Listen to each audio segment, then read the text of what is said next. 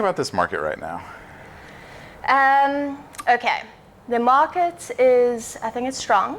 Okay. I think it's, hanging in there for sure. What I'm noticing is obviously that the issues I'm having with my clients is they really need to sort of listen, Sure. People are paying the highest prices they've ever paid. They're That's paying right. the highest rates they've ever paid. Yes. So they want to really see value when they walk into these properties. Things need to be sort of quite perfect and moving ready and turnkey. Yeah. But sellers still have that mentality of like, oh, we can just pop it on, One night fixture is not going to make a difference, or this isn't going to make a difference. It's kind of making a difference, so. Yeah, it's interesting you're coming at it from like a sell-side perspective, which makes total sense. What I've been finding for myself with like a lot of local buyers and such is that it seems like local buyers, local being the Washington DMV area, they don't kind of trust the pricing, I feel, and the interest rates kind of make things, I feel a lot of them are kind of holding back. Yeah. Whereas a lot of the buyers that are transacting are coming from out of the area into the area. I don't know if that, but I mean, your buyers could all be local for all I know. I'm kind of feeling the same way, and now that I'm thinking about it, I mean, most of my business is actually like people that are moving in. Yeah. And it's almost like they don't have a ton of options. So they don't have the option to just sit in the area. No, not only that, but like depending on where they're coming from, like people coming from Washington State and California and stuff, they find this market cheap to begin with. Even with everything going on, even if prices are at all-time highs and interest rates are high, they're like, okay, you know what, this is better than what I'm coming from. Yeah. Yeah. But on the sell side, for sure, absolutely, it's the difference between multiple offers or no offer. Mm-hmm. And we're still seeing multiple offers. We are. I know. But they're not. They're more mediocre. They're more on par with each other. They're more. I don't want to say mediocre. I don't want to use that word. Well, okay. Like there's home inspection right. contingency stuff. That's a normal world. This is a normal world. This is a normal market. I like that. Yeah. I mean, if you have 5 more offers, balanced. 2 of them are below asking, 3 of them are over asking. One of them is dropping appraisal, one of them is dropping home inspection, but none of them is perfect. I don't know. That's a normal world. Yeah. But I mean, I do remember back in the day, and we're talking like 5 years ago. Okay. 6 years ago. Yeah. You'd get an offer of 10 grand under list. Right. In 2 days, it'd be like, woohoo, we did it. Absolutely. Now we've just been so geared We've been conditioned to expect that we're going to get 20, sure. 30, 40, 50 over and like close in 2 weeks. That's right. So we've been spoiled. But in that vein, you're a stager as well as a real estate agent. Yes. I use her for my staging needs. She's incredible. Thank you, Carl. And I guess how do you like, I don't want to say balance the efforts, but like, have you developed kind of like a rhythm balancing both sides of it, or?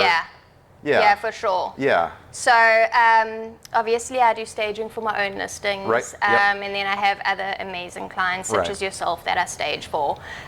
So I've just got it into sort of just a fun schedule where I'm either staging for myself or other people Monday through Wednesday, and then the rest of it is sort of dedicated to my buyers and sellers. So if I can kind of manage it within those confined days.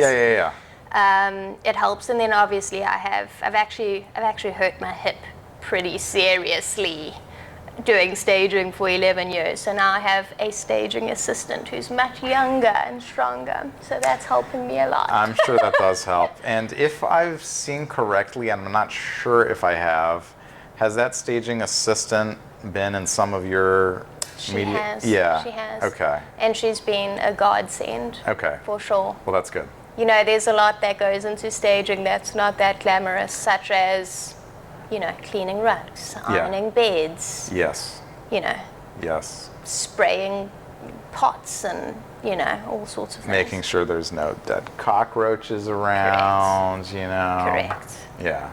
That happens sometimes. I mean. Of course it does. Yeah. Hey, look, I mean. It's not all glamour. I get down and dirty in my listings. You know you that. Do. I'm there. You do. And I'm doing the work. Always immaculately dressed, too. Oh, well, I mean, dress for the job you want. And one day I'm going to be out of real estate. No. I mean, love real estate. We both will. We both will. It's going to be I hard mean, there's once a you succession become famous plan, here right? to. This podcast is going to Yeah, we'll give it a shot. I think it will be. Yeah, It will be. we'll give it a shot. lucrative. Yeah. I think we have the makings. Oh my for God, that, yeah.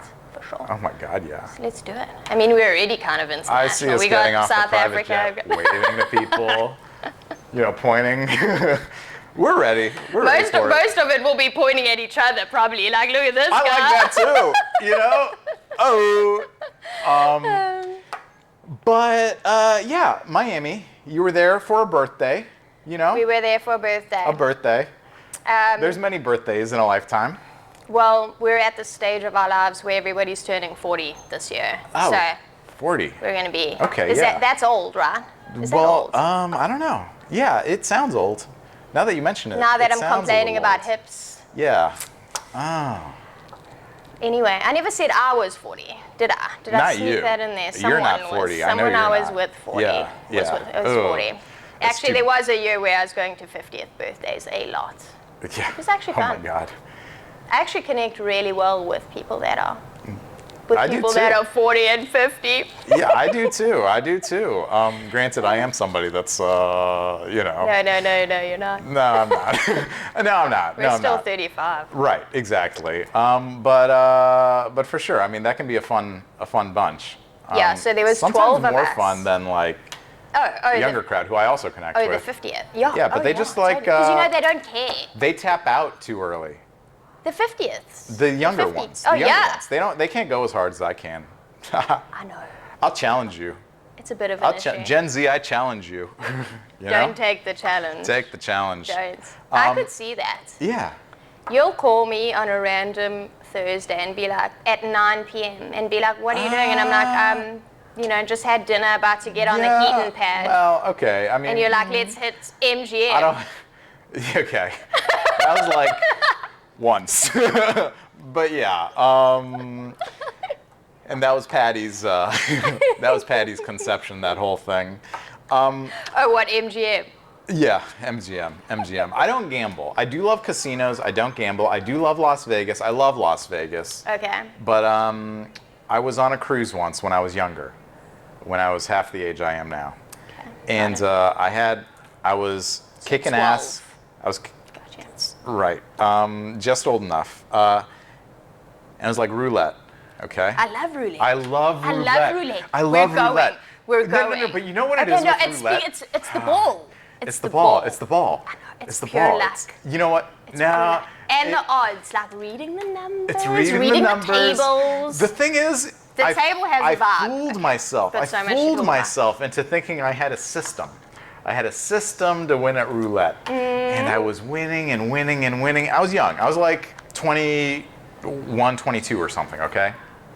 I don't know how old you have to be on the cruise ships to gamble. If it's 21 Maybe or 18. 18. Maybe it's 18. But I was 21 or 22 or something on the cruise ship, winning with my system, okay? Because I'm smart. I figured out how to beat roulette. You're Rain Man. But like, you're Rain Man. nobody else in the world has ever thought of this, right? And so I'm like, I'm winning and I'm winning and I'm winning. And then like I lose. And I'm like, oh, no big deal. Because I'm going to make it up with on my the next system. roll. Exactly. The system. So I was up like $1,500, which is a lot of money at that age. Yeah, it's. And then like 30 minutes later, I'm down $3,000. Like down. So I'd lost the $1,500. Wait, how and did you the have $3,000. $1,500 at that age? Because well. That's pretty young to have $1,500 I'm to blow going at the roulette table. You know what I mean? Like I'm going to discuss this now. It's a point of shame. Okay. Like my girlfriend at the time, her credit card was linked to the room account, so I was just putting everything on the room. So it stopped being my money at a point, and it was her money. And that must have been a life lesson. It was like it's not a risk. Because I have my system, and I'm going to win it back now. That's right. You know? This is a calculated risk. And then you reach the table max, and it's like you no longer have the ability. requires. Yeah. Anyway, it was stupid. It was a lesson learned. I did own some stock. I sold all the stock to pay her back. I made her whole. So what happened to the relationship after that? It was fine. It was on rocky ground for other reasons. Was this vacation like a Band-Aid vacation? Like we're going to go No. This was like kind of relationship. leaving the world of college. First, and we're going to go. Now we're doing like an adult vacation, just the two of us. We've done like some day trips and stuff, some overnights in New York we're and doing stuff. a fancy. But now we're doing like a cruise. Yeah. Lesson learned. We're going to go and gamble away our stock. Yeah. Vacation. Yeah. Anyway. But, I'm sorry that happened. No, but I learned a lesson, and so I just really have not gambled since then. It was such a shock. Smart. Like I will play blackjack, I will play roulette for fun, but it's like I'm not trying to achieve anything here. Yeah. Because I know that the odds are stacked against me. The house always wins. I've learned that lesson, you know? I've learned that lesson a few times. So my husband and I will go, Pat, his name is, on That's right. like a Friday afternoon. Sure. We finish work early. Sure. Each have 100. Uh-huh. Once those hundreds are gone, we're out of there. Sure. And sometimes it can be depressing. Sometimes, you know, we'll be in there for like hours and walk out with, you know, $1,000 or whatever. Well, that's a good But like thing. we'll always get so up. I mean, the other day we were there and we were up 700 and could have quit, but didn't. And then we left negative 200. It's just an interesting feeling, honestly. When you win at gambling, the money immediately you feel is available for splurging. Right. If you 'Cause it's win free money, money. It's free money. If you win money, it's going towards a bougie dinner or whatever. You know what I mean? When you lose money, it's a totally different feeling. It's like It's a rock bottom feeling. It's like, man, I work for that. you know what? Yeah, like And I just pissed it away. Right. Oh.